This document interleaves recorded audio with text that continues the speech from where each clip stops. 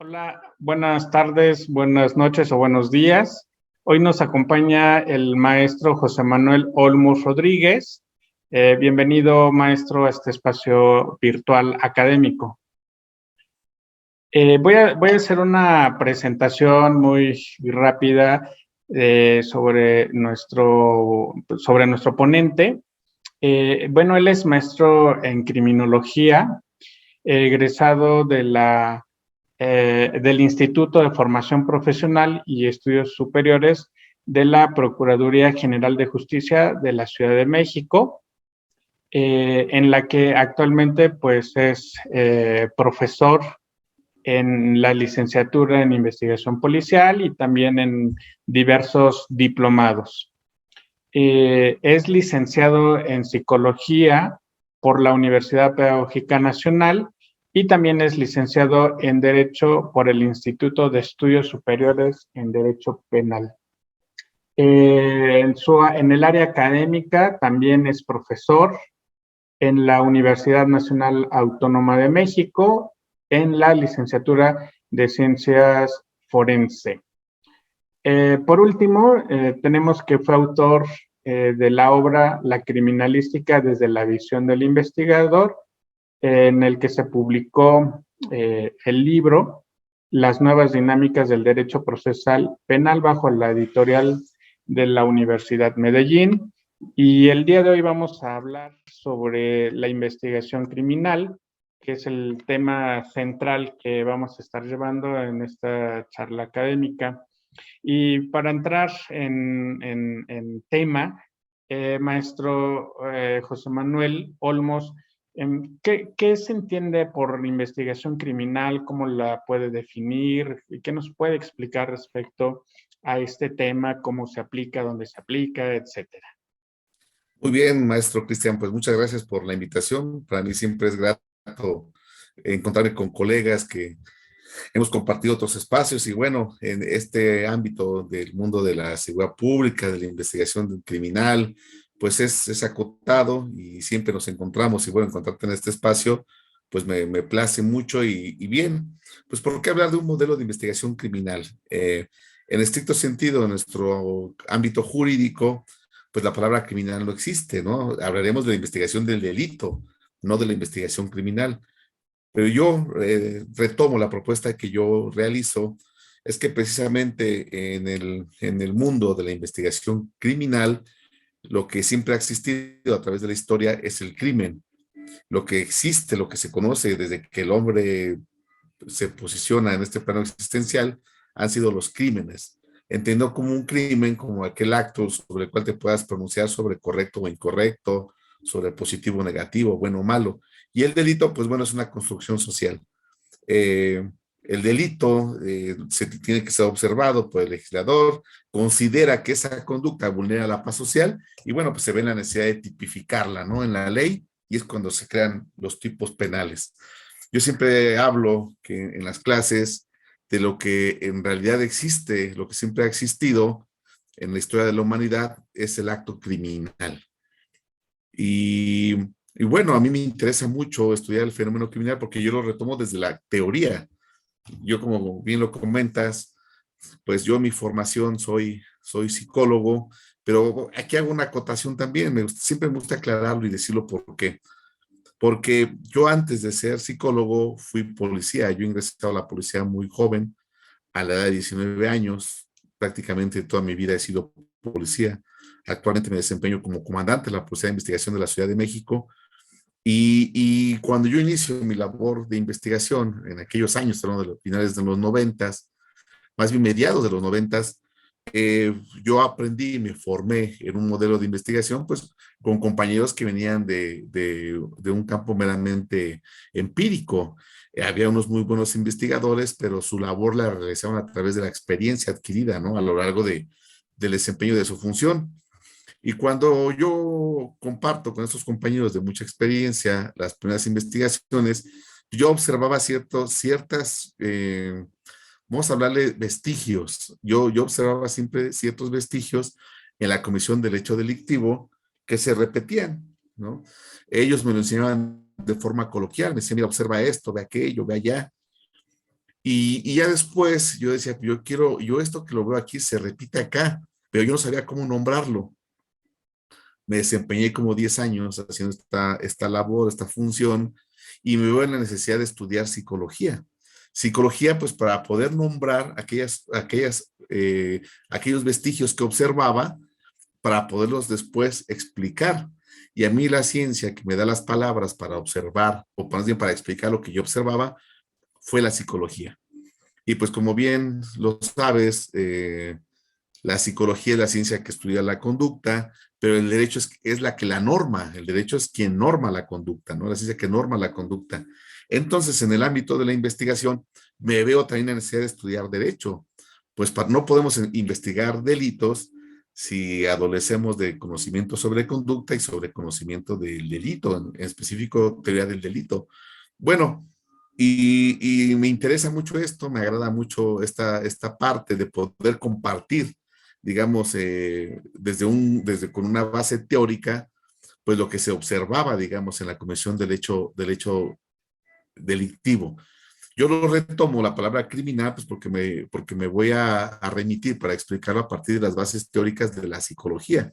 Y pues en la psicología no hablan de delitos, hablan de actos criminales, ¿no? Actos perversos. Por eso yo muchas veces lo voy a usar de forma indiferenciada, criminal o delito, ¿no? Pero entendiendo que si hablamos de delito, pues es una conducta que ya se encuentra tipificada en la norma, pero si hablamos de crimen, pues es aquel acto que puedes pronunciarte sobre correcto o incorrecto. Cuando se propone un modelo de investigación criminal, aquí en nuestra ahora Fiscalía General de Justicia de la Ciudad de México, esto ya tiene aproximadamente 6 años que estamos hablando de este modelo de investigación, precisamente porque yo con la experiencia que yo traía de desempeñar la función policial, lo voy a decir de forma empírica, que en estricto sentido no era empirismo, porque pues teníamos una metodología de investigación, pero relacionado a la acreditación de conductas, pues no había mucha literatura, no había mucha bibliografía. Ya con el conocimiento de la psicología y con las experiencias adquiridas, digamos, al desempeñar la función, pues es cuando ya se puede proponer un modelo. Comenzamos a hablar de la investigación criminal a partir de los vestigios, entendiendo vestigios desde un concepto de la arqueología cognitiva. Yo cuando digo, bueno, pero ¿cómo nombrar esto? ¿Cómo compartir esto que se está observando? ¿Cuál es la propuesta? Pues lo tuvimos que retomar de varios campos teóricos. No nos podemos remitir a la psicología, no nos podemos remitir únicamente al derecho, sino precisamente en la investigación de hechos criminales, pues se ven involucrados muchos aspectos, muchas formas de abordarlo, desde la sociología, desde la antropología, desde, desde la ciencia política. O sea, hay muchos campos de conocimiento que nos pueden abonar a la investigación del delito. Yo retomo un concepto de una disciplina de reciente creación que se llama arqueología cognitiva, en donde los arqueólogos cognitivos tratan de interpretar el pensamiento del hombre en el tiempo. El hombre cuando se posiciona, digamos, en este plano existencial, cuando aún no tenía una conciencia de su estar en el mundo, pues el hombre, vamos a hablar en esos homos, pues ellos únicamente vivían, pero al vivir dejaban evidencias. Entendiendo evidencias, tampoco no en el ámbito jurídico, entendiendo la evidencia desde el punto de vista de que un ser vivo, al realizar una acción, va a dejar dos tipos de evidencia: evidencias evanescentes y evidencias vestigiales. Entendiendo evidencia como aquel rastro, huella, marca, vestigio que deja un ser vivo al realizar una acción, nada más. Los arqueólogos cognitivos comienzan a clasificar este tipo de evidencias como evanescentes y vestigiales, y a partir de ellas interpretan el pensamiento de aquellos homos, ¿no? De los primeros hombres que habitaron nuestra tierra. A partir del vestigio, les digo, hablan de cultura, hablan de cómo se relacionaban, de cómo eran sus formas de organización social y todo eso. Yo retomo esta parte y lo aplico, digamos, a la investigación del delito, porque el delito, lo que en estricto sentido estudia, son conductas. Y una conducta, una vez que se materializa, una vez que la conducta se presenta, va a dejar un resultado, ¿no? Ya en el ámbito o en el campo jurídico, una conducta se tiene que materializar, va a producir un resultado, puede ser un resultado formal o un resultado material. Pero la conducta evanece, una vez que se materializa, una vez que se presenta, esta conducta evanece, es irreproducible. Ejemplo, no se puede privar de la vida a un ser humano o a otro ser humano para ver si efectivamente lo privaron de la vida al otro igual. O no se puede volver a robar para ver si efectivamente fue así. Únicamente se van a dejar vestigios, rastros físicos, fácticos, y a partir de ellos se tiene que recrear la conducta. Entonces, en este sistema penal vigente, lo que yo comienzo a observar, ya con este sistema penal que ya no es nuevo, ahora es vigente, se le dio mucho peso al indicio, se le dio mucho peso al rastro fáctico, al material. Sí, tenemos muy buenos protocolos de investigación, de procesamiento, de conservación y preservación, cadena de custodia, pero ahí estamos dejando de lado precisamente la interpretación de la conducta. ¿Quién recoge la conducta? A partir de qué tú vas a recrear la conducta. Ya con el conocimiento de la psicología, con la experiencia que teníamos, comenzamos a trabajar un modelo, a proponer un modelo de investigación criminal, no hablo del delito, porque la idea o la propuesta es que se sume como una herramienta más a la investigación tradicional. O sea, no queremos sustituir a la investigación tradicional, pero sí que se aporte una herramienta más que pueda contribuir sobre todo a elaborar hipótesis de investigación y líneas de investigación, o sea, sobre aquellos rastros, aquellos indicios que yo les llamo psicológicos, que una vez que se materializan, evanecen. Entonces, esa es la propuesta, contar con analistas conductuales que les sirvan o que apoyen al criminalista para que puedan reproducir o recrear una, una conducta tipificada.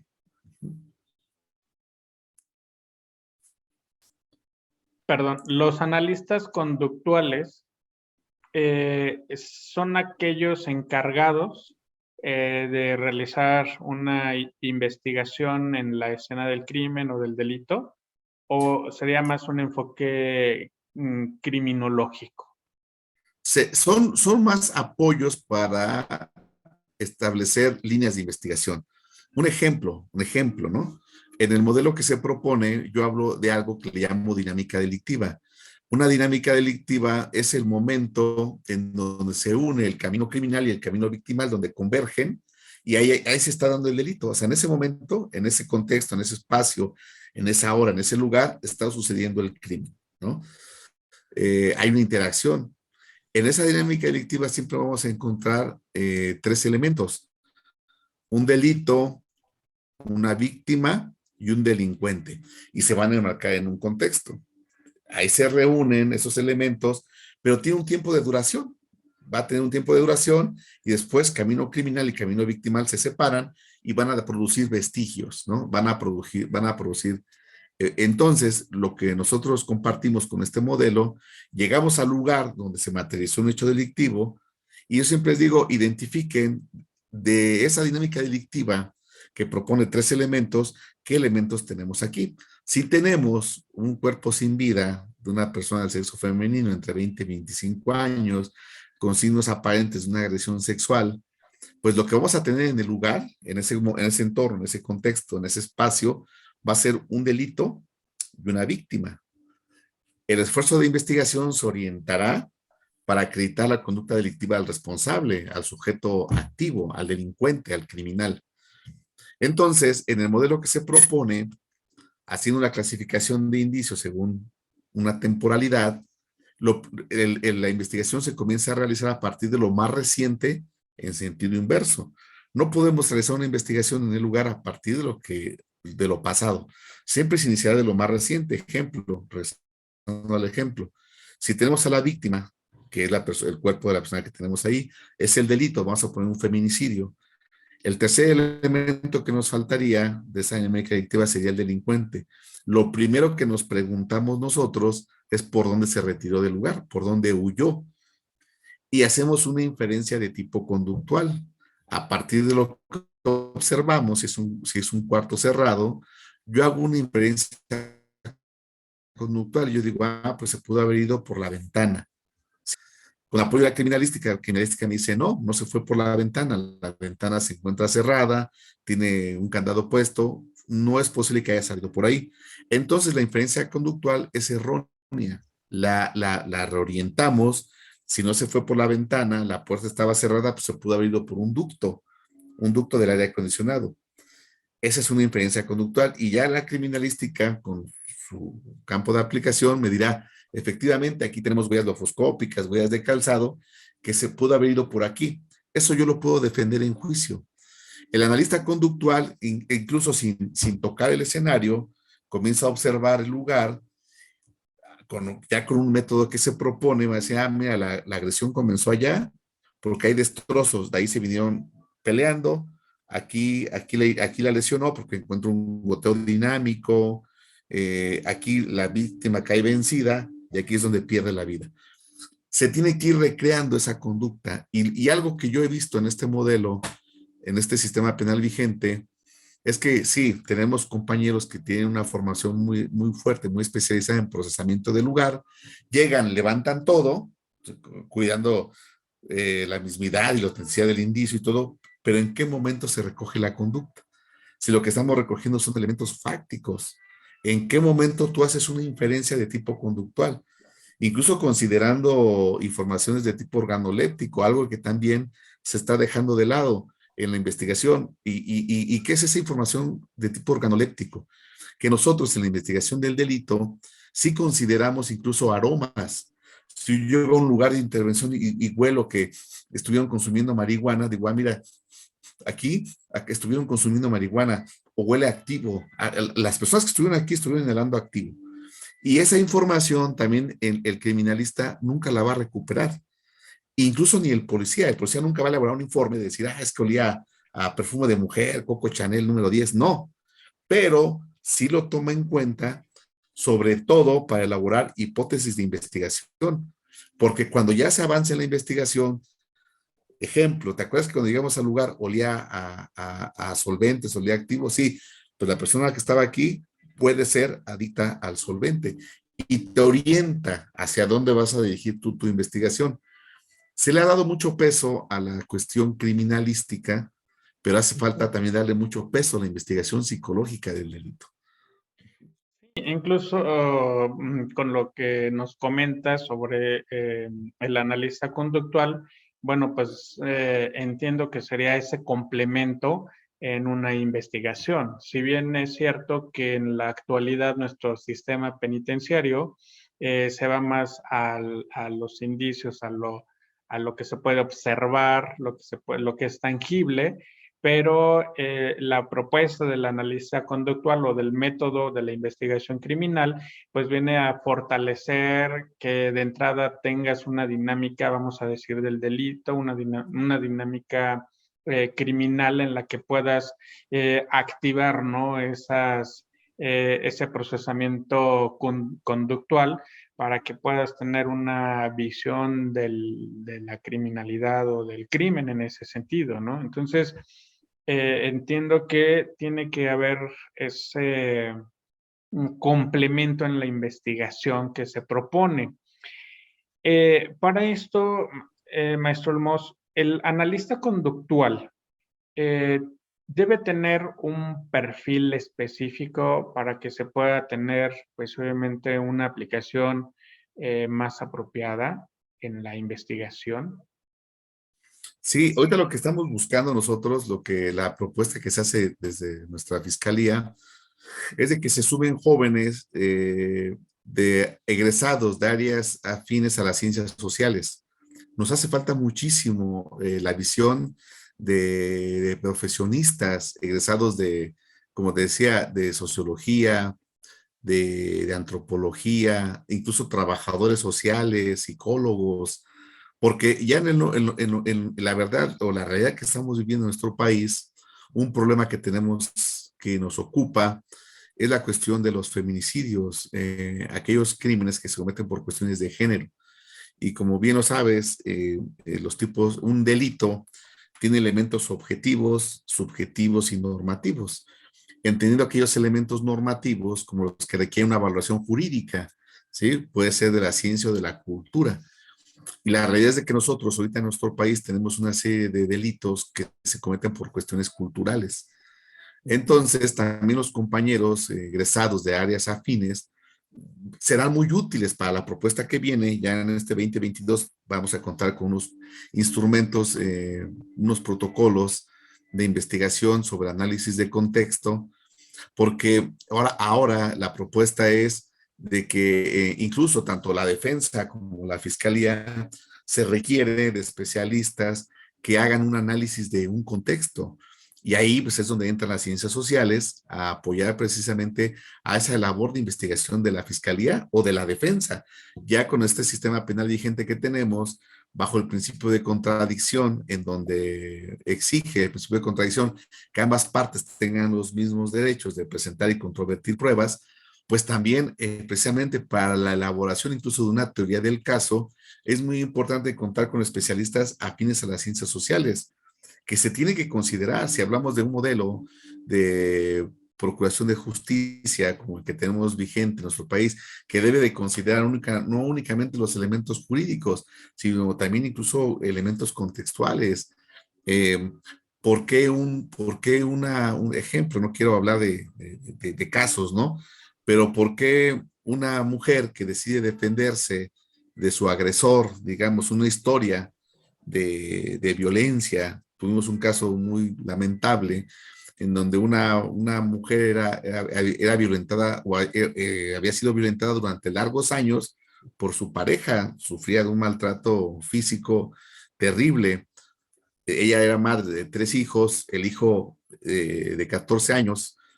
Un día el papá llega, comienza a golpear a la madre, el hijo pues sale en defensa de la madre, y este sujeto al ver a su hijo que digamos trata de defender a la madre, lo comienza a agredir. La madre dice, con una historia de violencia terrible, ¿no? Eh, el sujeto comienza a golpear al hijo, la madre soportó años el maltrato, pero cuando ve que golpean a sus hijos, decide defender al hijo y priva de la vida al esposo, pero en defensa del hijo, ¿no? Y pues bueno, en el mundo jurídico, al inicio de la investigación, como el acto más reciente, de lo que te comentaba, de que un delito se comienza a investigar de lo más reciente hacia atrás, pues en ese momento la fiscalía, al tener conocimiento del hecho, la madre está en calidad de victimaria. O sea, la madre en ese momento es el sujeto activo del tipo penal homicidio. Pero si nosotros hacemos una investigación en sentido inverso, entendiendo esos elementos contextuales, haciendo ese análisis, no solo del acto en sí, sino de todo lo que conllevó a esto, y si se pudiese presentar como parte de una teoría del caso, pues yo creo que el juzgador consideraría esos elementos contextuales. Esos analistas conductuales que se buscan, que se pretende, se formen, pues la idea es de que sean jóvenes egresados de estas carreras de ciencias sociales, que tengan otro nivel de análisis, digamos, ¿no? O sea, sí, la parte criminalística, pero eso ya tenemos cantidad. Nos hace falta jóvenes que tengan esta visión, que tengan, como repito, que tengan otros niveles de análisis, que consideren incluso otras variables en la investigación del delito, porque también tenemos la certeza de que el delito debe ser un trabajo multidisciplinario. No nos podemos limitar únicamente a criminalistas, abogados, no, tiene que sumarse incluso en varios campos del conocimiento.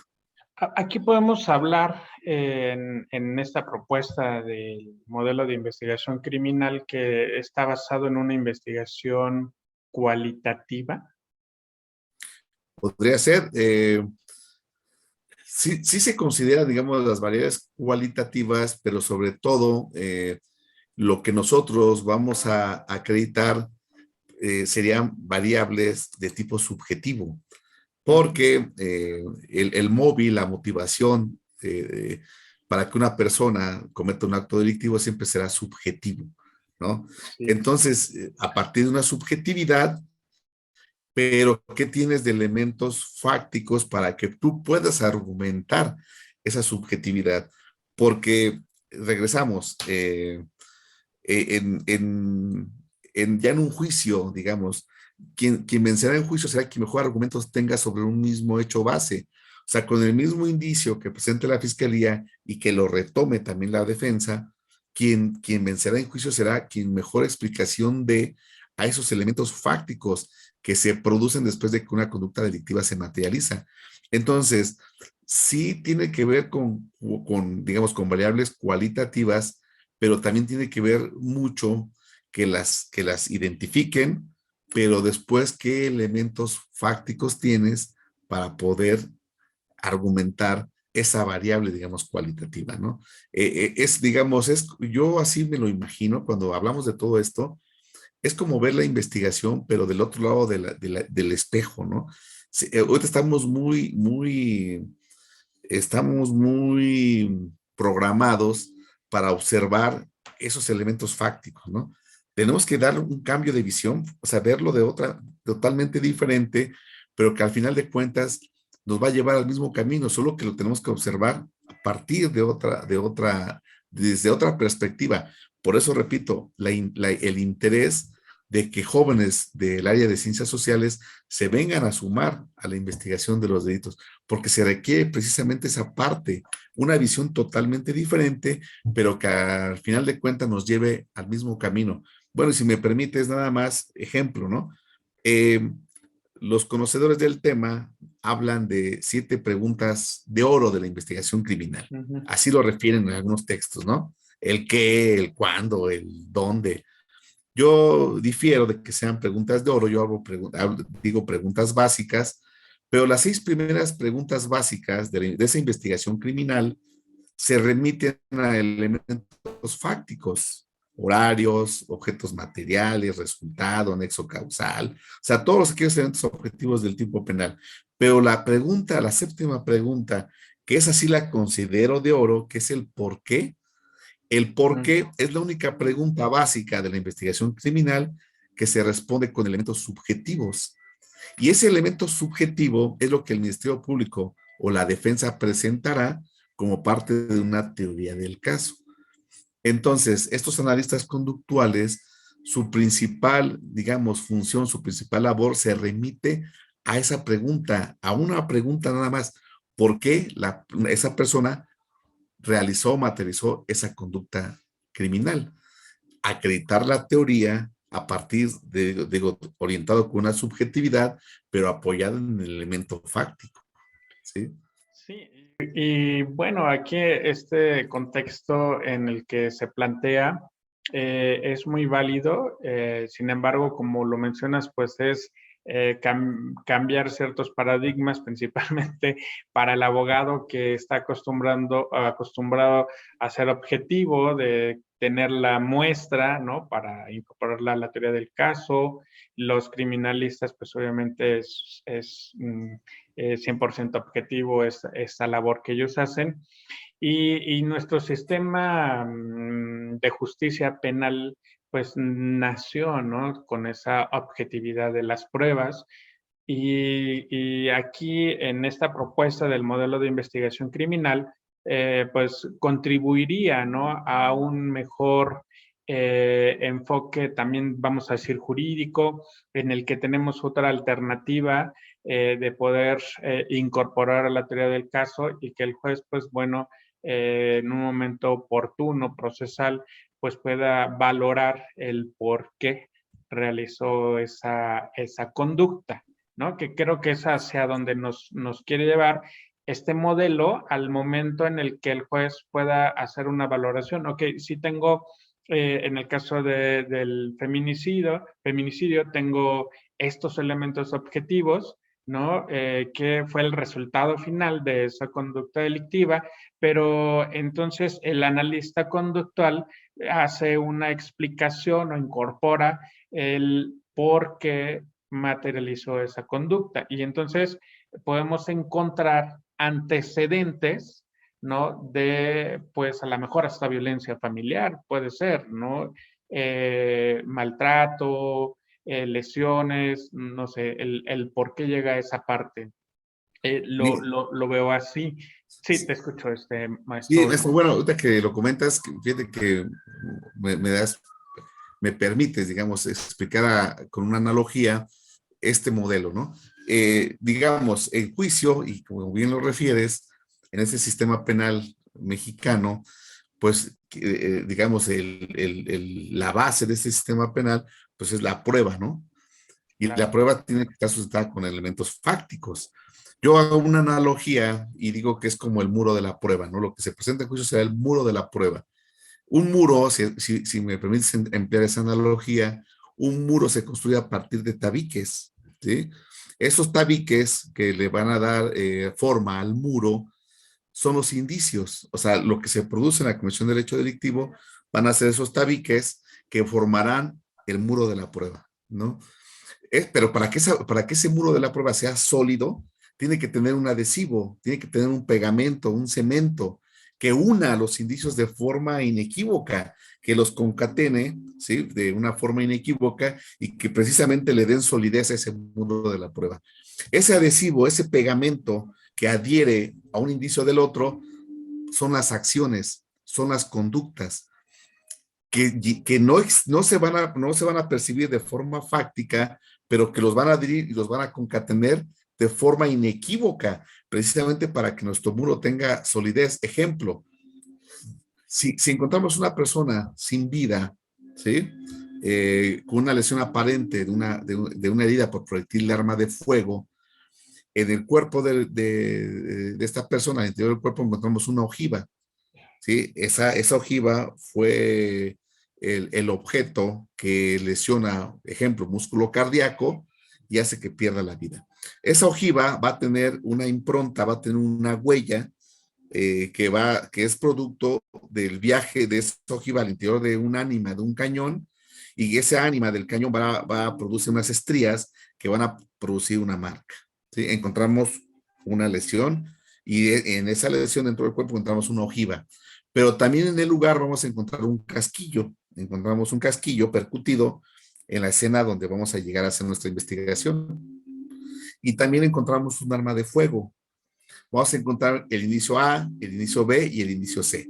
Ejemplo, el inicio A sería el arma de fuego, el inicio B sería el casquillo y el inicio C sería la ojiva alojada en el cuerpo del occiso. Esos son los indicios. La criminalística se va a encargar de eso. La criminalística identifica los indicios, se pueden medir, contar, pesar, los procesa. Tenemos muchos protocolos para el procesamiento de indicios, pero el analista conductual precisamente lo que va a hacer que para darle solidez a esa prueba que fue la que priva de la vida a Laura Occiso, ¿cómo los concatena? Esta arma de fuego, con relación esta arma de fuego que es el indicio A, con relación al indicio B que es el casquillo, para que nosotros los concatenemos de forma inequívoca, tenemos que encontrar las acciones que se produjeron para que el indicio A produjera el indicio B. Ejemplo, el arma de fuego, para que se produzca el indicio B, tuvo que haberla percutido, tuvo que haberla golpeado, la tuvo que haber herido, ¿no? También es una palabra que se emplea para cuando el arma percute el cápsul del casquillo. Esas acciones ya se materializaron, ya fueron, ya evanecieron, pero dejan un resultado. El arma al percutir el casquillo va a dejar la impronta de la aguja percutora, va a dejar una huella en el casquillo. Ese casquillo, al ser percutido, ese cartucho, va a deflagrar la pólvora, se va a acumular una gran cantidad de gases, van a generar una presión al interior del cañón. Con la presión de los gases va a expulsar de forma violenta una ojiva. Esa ojiva va a viajar al interior del cañón. Como resultado de esa acción se van a producir unas estrías, unas marcas de estrías en la ojiva. Esa ojiva viaja en el espacio con dirección y fuerza, toca el cuerpo, lo penetra, lesiona músculo cardíaco y produce la muerte. Para que nosotros lo concatenemos, esos indicios, y en juicio podamos acreditar que esa ojiva fue la que privó de la vida al occiso y que esa ojiva fue disparada con esta arma, lo que lo va a adherir, es ese pegamento, ese cemento, que va a ser lo que le va a dar solidez y así con todos los indicios. El analista conductual lo que hace es que va a encontrar aquellas acciones, aquellas conductas que puedan ir concatenando todos los indicios fácticos de forma inequívoca que para cuando el Ministerio Público presente su teoría del caso, al juez no le quede duda que el resultado que se presenta se materializó en la forma en que se ordenó. Porque si hay un indicio que tú no lo puedas unir con una acción, con una conducta, ese tabique va a ser flojo. Si quitamos ese tabique, todo el muro de la prueba se vendría abajo. El analista conductual es un especialista precisamente en eso, en acciones. A ver, ¿cómo se produjo esto para que hiciera esto? Pues aquí hubo una acción, pero esa acción en el mundo fáctico no la podemos percibir con los sentidos. Se explican a través de la lógica y máximas de la experiencia. Eso es lo que va a unir, digamos, a nuestros indicios fácticos. Muy bien. En relación a lo que nos comentas, este modelo de investigación Sí. fortalece la investigación criminal, por volver a repetirlo, o contribuye a una buena impartición de justicia. ¿Cómo lo podrías explicar?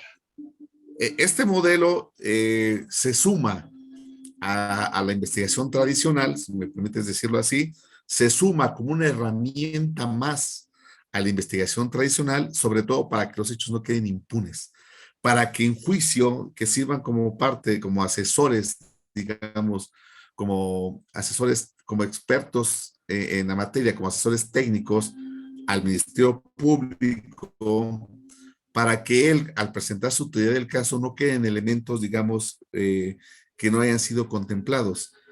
La idea es de que se sumen como herramienta de mi función que yo realizo, es que se procure justicia y que no queden hechos impunes, que no por un acto no considerado en juicio puedan vencer la teoría del caso de la fiscalía.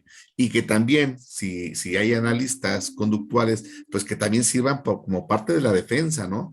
En esos principios de contradicción de este sistema penal vigente, pues que no quede ni defensión, ni una parte, ni la otra, y que lo que si realmente se conozca es precisamente esto que sería una verdad jurídica del hecho que se investiga, ¿no? Muy bien, pues bueno, vemos ahí lo importante es esa contribución, ¿no? A la impartición de justicia. Y bueno, aquí podríamos decir, maestro Olmos, que en la actualidad hay una deficiencia en la investigación tradicional y por eso la necesidad de poder implementar este método criminal, de investigación criminal. ¿Habrá alguna deficiencia en la actualidad? Pues ahora sí que la respuesta es la estadística, ¿no? La respuesta es cuántos casos se judicializan en este sistema penal. La respuesta, o sea, de los casos que tenemos, si estamos viendo que hay un incremento en la tasa de delitos, cuántos casos se judicializan y de esos casos que se judicializan, cuántos obtienen sentencia, ¿no? Ahí está la respuesta, ¿no? Esa sería la respuesta, ¿no? Yo siempre comento que todo aquello que se sume de forma positiva a este mundo de la investigación, si es para aportar, pues bienvenido, ¿no? Yo siempre digo que es mejor contar con herramientas. Claro. Tú eliges cuáles vas a emplear. Si no te sirve una herramienta para el objeto digamos, a trabajarlo, si vas a desarmar algo y tienes un desarmador de cruz, uno plano, tienes martillo, pues es mejor tener varias herramientas, que tú discrimines las herramientas que tienes a que la herramienta que tú necesitas en ese momento no la tengas. No, yo creo que todo aquello que se sume, que aporte, pues no, bienvenido, ¿no? Bienvenido todas esas nuevas herramientas y hay más. Y vuelvo a hacer el llamado incluso a los jóvenes, ¿no? Ahorita lo que necesitamos también mucho es egresados de áreas del área de la informática, de la cibernética, egresados de las áreas de ingeniería, informáticos, ingenieros en computación, que también ante la realidad que se vive, pues Claro. este tipo de delitos requieren también de su propia metodología y requieren también de especialistas muy, muy bien preparados en esas áreas, ¿no? Que ahí sí yo adolezco de ese conocimiento, pero sí podría decir que se requiere y urge también contemplar y considerar ese tipo de delitos que hay muchas lagunas todavía también. Así es, me agradó la respuesta. de cuántas carpetas se judicializan, ¿no? Para determinar, pues, cómo vamos en materia de investigación. Nada más para que quede un poquito claro, a veces nos ven estudiantes que van incorporándose. ¿Cómo puedes definir judicializar la investigación para que quede claro al auditorio? Bien, pues en este sistema penal vigente que tenemos, el sistema se divide en 3 etapas. Tiene una etapa de investigación con sus 2 fases. Hay una fase inicial y una fase complementaria. Tenemos una etapa intermedia y una etapa de juicio. Eh, cuando la autoridad tiene conocimiento de un hecho criminal, cuando se recibe esa noticia criminal, el notis criminis, pues haz de cuenta que se activa todo el sistema, ¿no? Empieza a rodar todo ese engranaje, ¿no? De nuestro sistema.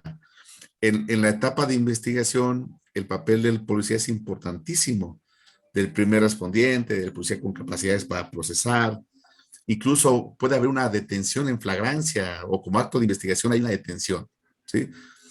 Eh, Después se tiene que haber una etapa de cierre de la investigación donde se reúnen pruebas, tanto la fiscalía como la defensa van a reunir pruebas, esas pruebas se van a ventilar en la audiencia, en la etapa intermedia, que ya el juez las acepta como parte del caso que se investiga, y la judicialización, la etapa es cuando ya se lleva el caso a juicio, cuando ya se consideraron todos los elementos que se tenían que haber reunido, todos los actos de investigación que se tenían que haber reunido, tanto la fiscalía como la defensa, y ya se desahogaron en la etapa intermedia y ya se llega a una etapa de juicio, que es donde un juez, donde un órgano jurisdiccional ya va a conocer del caso y va a emitir una sentencia.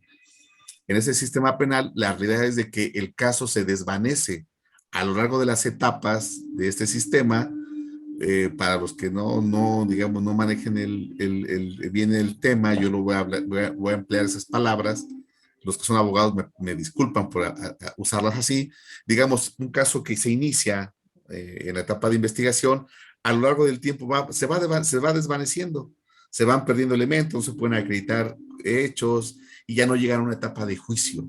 El juez desestima el caso y ya no hubo una etapa de juicio.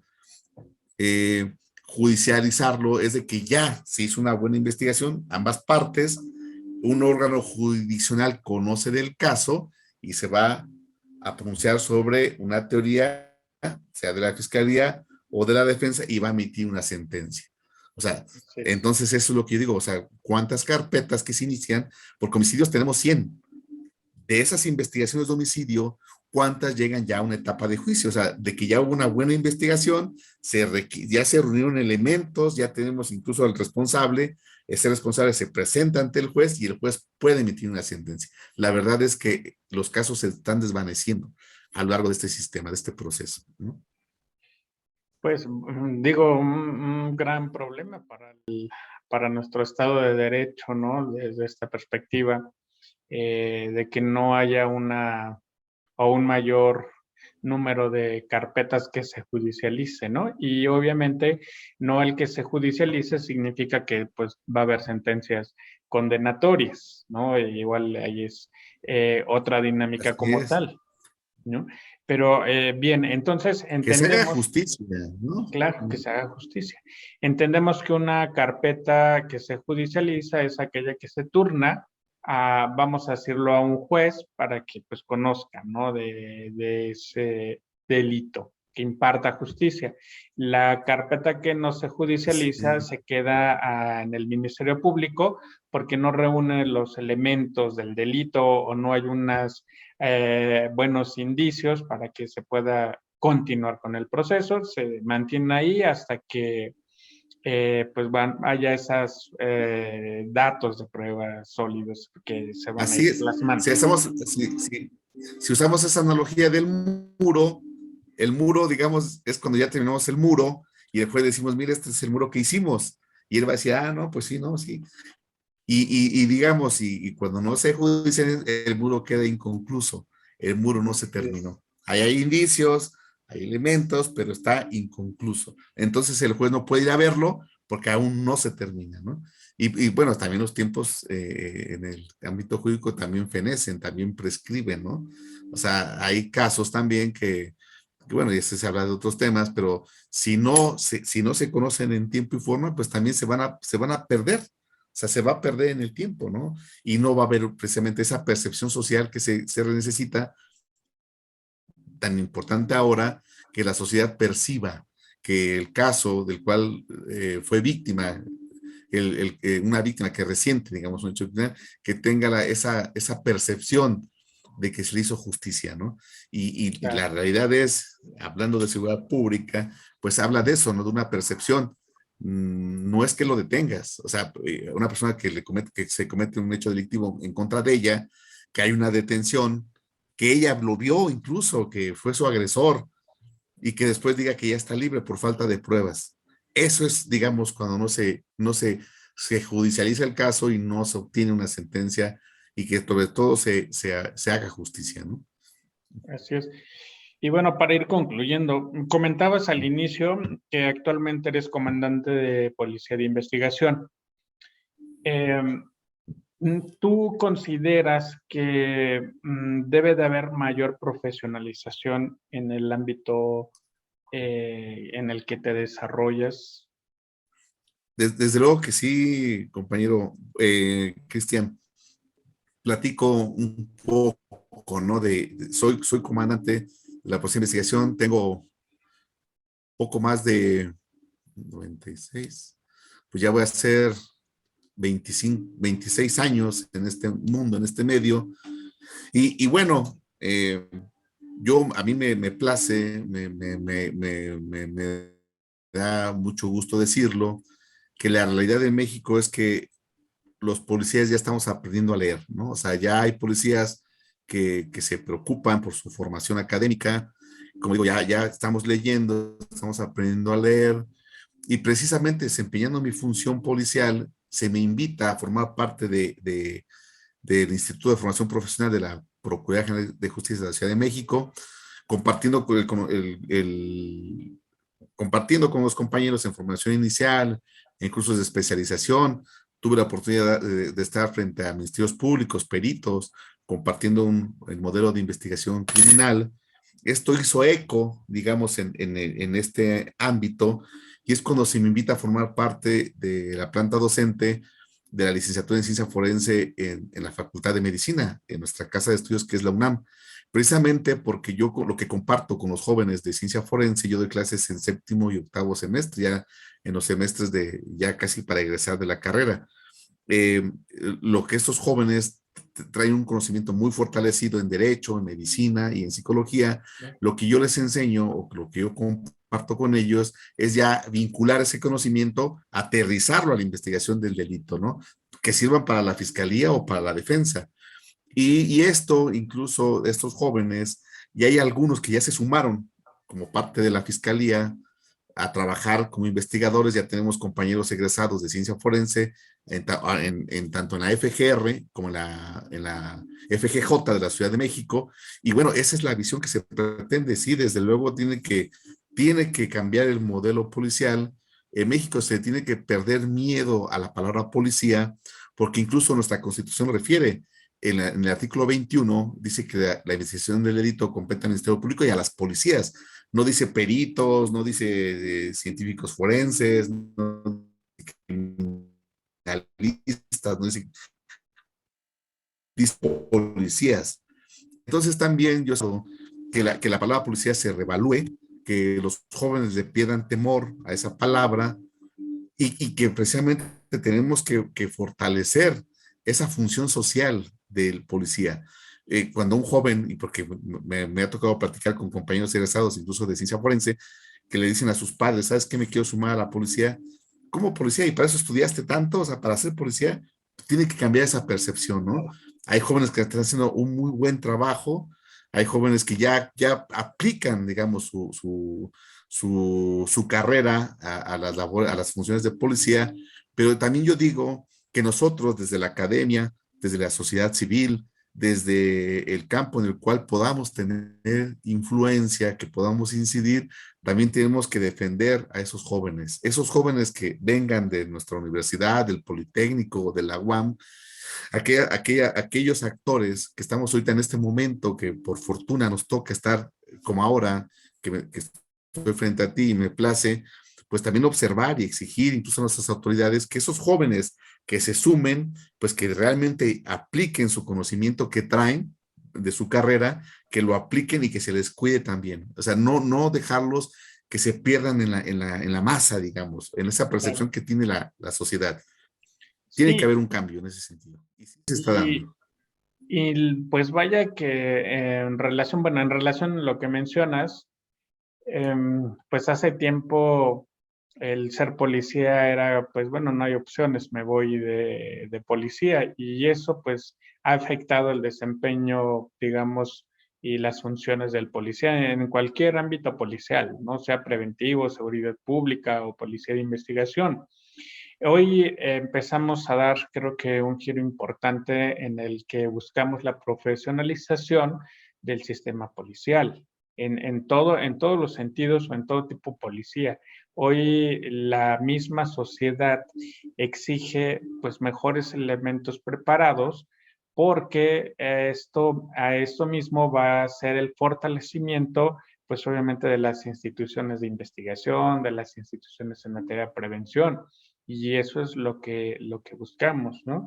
Y pues parte de esto obedece, ¿no? A este tipo de propuestas que hoy Mm. tenemos, hablar del analista conductual, de los modelos y de los métodos de investigación, pues es parte de esta contribución que, como bien lo explicabas, es mejor que haya más elementos que para ofrecer y pues ya cada quien determinará qué se aplica o qué no.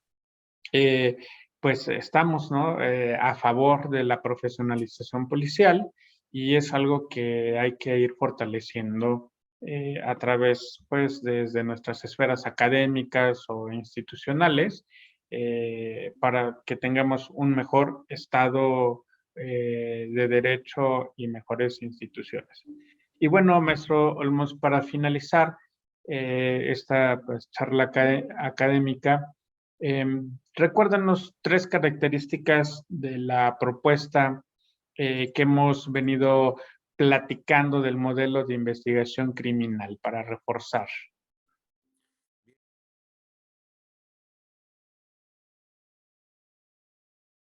La primera propuesta que aquellos jóvenes que se interesen por formar parte de este modelo que se propone deben tener un conocimiento bien fortalecido en conducta. Deben de conocer muy bien los elementos de la conducta, tener una base sólida, si bien no ser psicólogos, pero sí entender los presupuestos mínimos de la psicología. La otra propuesta, muy analíticos, tienen que ser jóvenes con una gran capacidad de análisis, críticos, eh, tienen que ser inquietos, tienen que tener incluso ese valor, esa valentía, ¿no? De saber que al inicio, como todo cambio siempre tiene un aire como revolucionario, genera como que cierta desconfianza en lo que ya está hecho. Cuando estamos en un lugar cómodo, una propuesta de cambio siempre como que genera cierta desconfianza, tienen que tener ese valor. Y digamos, otra característica que se tiene para hacer un analista conductual es una fortaleza o una resistencia de su personalidad. El analista conductual va a trabajar con aquellas conductas más despreciables, más desagradables de nuestra sociedad, pero que al final de cuentas son humanas, ¿no? Tiene que tener una fortaleza sólida, mucha entereza psicológica y bueno, ese valor, esa valentía, ¿no? Hombres y mujeres que se quieran sumar a esta propuesta, a este modelo, pues esas sean, digamos, las características que tienen. Y ya el modelo, eso sí se los puede compartir, el modelo es lo que se comparte, ¿no? Los métodos, técnicas, procedimientos es lo que se comparte, pero hay cosas que sí ya deben deben de ellos ya traer, digamos, ¿no? Para sumarse a estas nuevas propuestas que hay. Bien, maestro Olmos, pues gracias por esta plática sobre modelo de investigación criminal y pues también agradecerte por tu tiempo en esta entrevista charla y por poner al conocimiento en movimiento. No, pues muchas gracias por la invitación, Cristian. De verdad que en lo que podamos contribuir, yo, el último que tengo de conocerte, sé que eres inquieto, sé que eres entusiasta y eso es lo que necesitamos ahorita, ¿no? Propuestas nuevas, visiones frescas y ese valor que incluso tienes para abrir estos espacios, ¿no? De comunicación. Te agradezco mucho la invitación. Gracias.